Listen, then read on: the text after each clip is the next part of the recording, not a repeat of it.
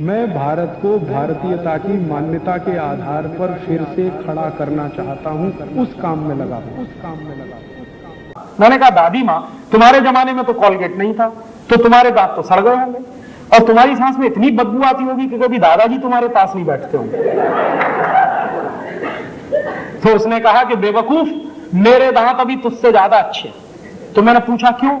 एक बार मैं ये बता रहा था तो आईआईटी का एक स्टूडेंट खड़ा होगा, कहने लगा क्या राजीव भाई उल्टी उल्टी बातें बताते हैं, एक बात उनको बार बार कैसे करें, गंदा नहीं लगता?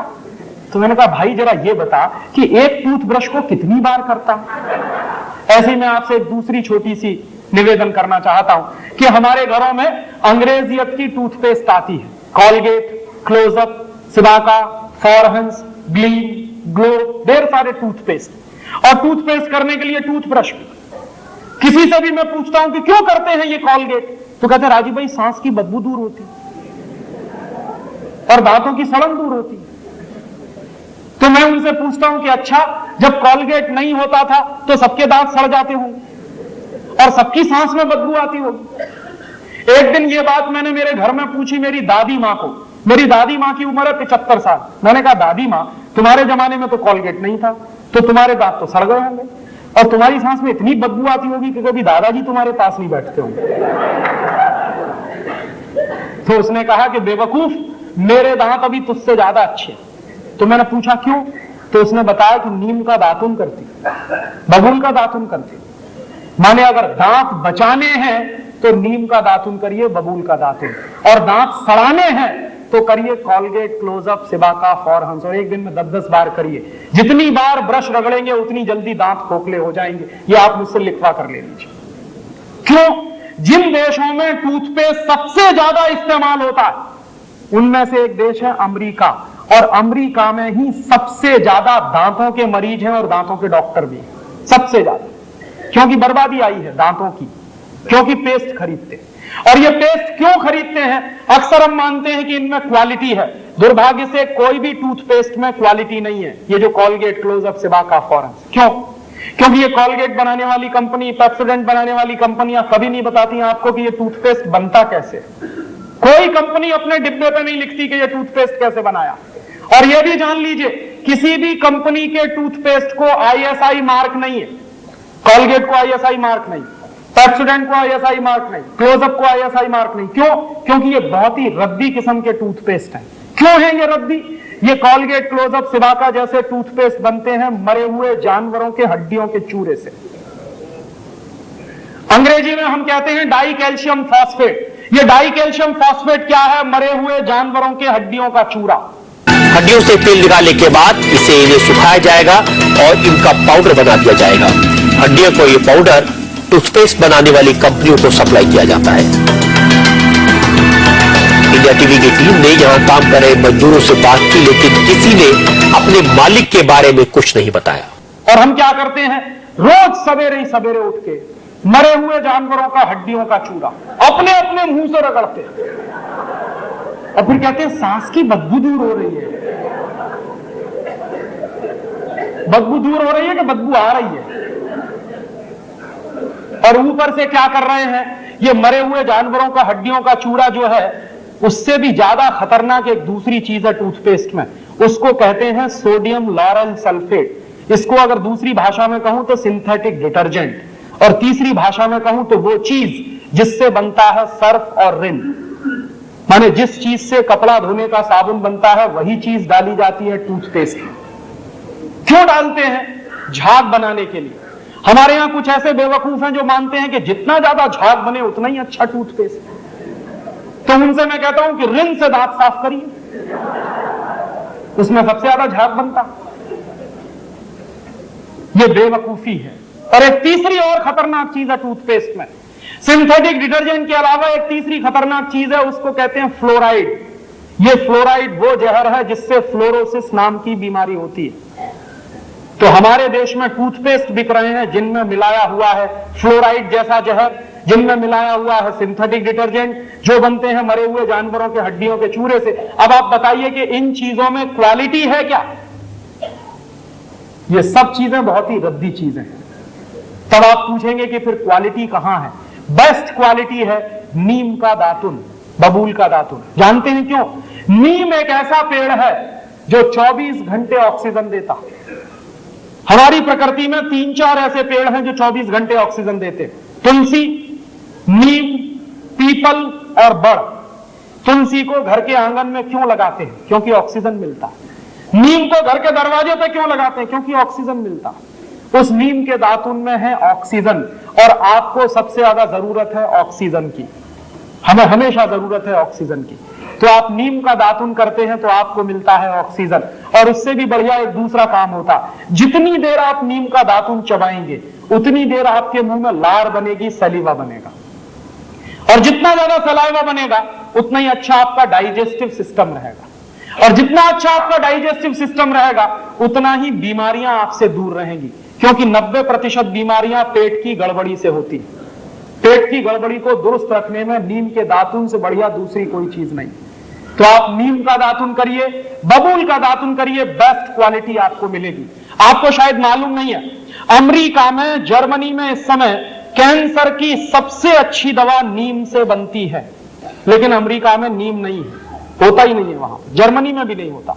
तो कहां से जाता है? हिंदुस्तान से जाता है। यहां से जाता है नीम, उसमें से निकालते हैं नीम का तेल, उससे बनाते हैं दवाएं। और वो दवाएं पता है अमेरिका में किस भाव में बिकती है? नीम से बनाई हुई अमेरिका में कैंसर की एक गोली 980 रुपए की है इस समय। और अमेरिका की वो कंपनी क्या सोचती है कि उनके देश में तो नीम होता नहीं, तो हिंदुस्तान में नीम होता है। तो उसने क्या किया? नीम पर पेटेंट करवा लिया।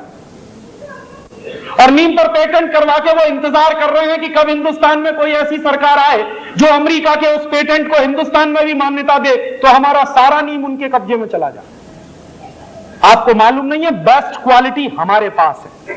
और ये मालूम क्यों नहीं है? जब से घर में इडियट बॉक्स आया है, जिसको आप टेलीविजन कहते हैं उसको मैं इडियट बॉक्स कहता हूं, वो कभी जाहिरात नहीं देता नीम के दातुन की। कॉलगेट की जाहिरात रोज आती है, दिन में 50 बार आती है, 100 बार आती है, लेकिन नीम के दातुन की कभी नहीं आती। जिसमें बेस्ट क्वालिटी है वही कभी नहीं बताता। और हमने भी क्या किया है कि हमारे देश में हजारों साल से ये नीम का दातुन होता आया। आज हमने मान लिया कि वो बेवकूफी है। अब स्मार्टनेस किसमें है? जानवरों की हड्डियों का चूरा रगड़ने में स्मार्टनेस, और बेस्ट क्वालिटी नीम का दातुन करने में बेवकूफी लगती। इसलिए आप करिए नीम का दातुन, बबूल का दातुन। एक बार मैं ऐसा लेक्चर दे रहा था बंबई में, एक विद्यार्थी ने कहा, राजीव भाई आपकी बात समझ में आई, हम सब नीम का दातुन करेंगे। तो आप बताइए कि हिंदुस्तान का नीम तो खत्म हो जाएगा, क्योंकि 96 करोड़ लोग हैं इस देश में। सब नीम का दातुन तोड़ेंगे तो ये तो खलास हो जाएगा। तो मैंने उसको जो जवाब दिया वही आपको कह रहा हूं कि नीम खत्म नहीं होगा अगर हम एक छोटा सा काम और करें। आजकल क्या होता है, हमारे बच्चों के जन्म दिवस आते हैं तो हम क्या करते हैं, कहीं से केक खरीद लाते हैं, फिर मोमबत्ती खरीद लाते हैं, केक के चारों तरफ मोमबत्ती लगाते हैं, पहले दिया सलाई से उसको जलाते हैं, फिर फूंक मार मार के बुझाते हैं। आपको मालूम है भारतीय संस्कृति में दीपक कब बुझाते हैं?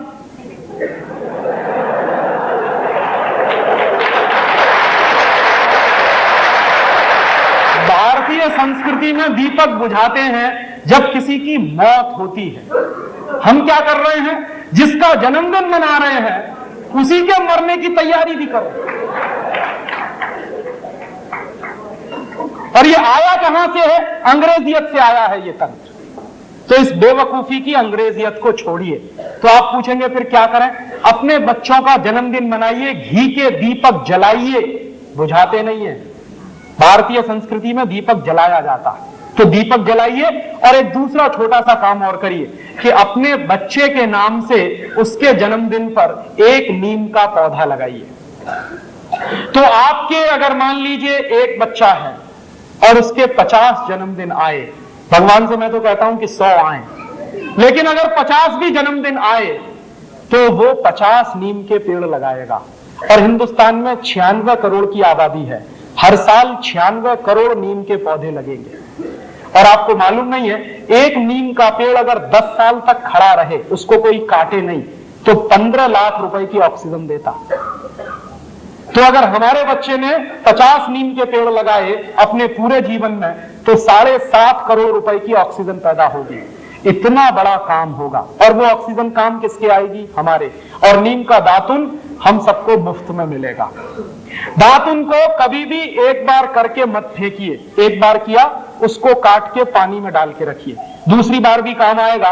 एक दातुन को मैं कम से कम 1 हफ्ते चलाता हूं। एक बार मैं ये बता रहा था तो IIT का एक स्टूडेंट खड़ा होगा, कहने लगा क्या राजीव भाई उल्टी उल्टी बातें बताते हैं, एक दातुन को बार बार कैसे करें, गंदा नहीं लगता? तो मैंने कहा भाई जरा ये बता कि एक टूथब्रश को कितनी बार करता?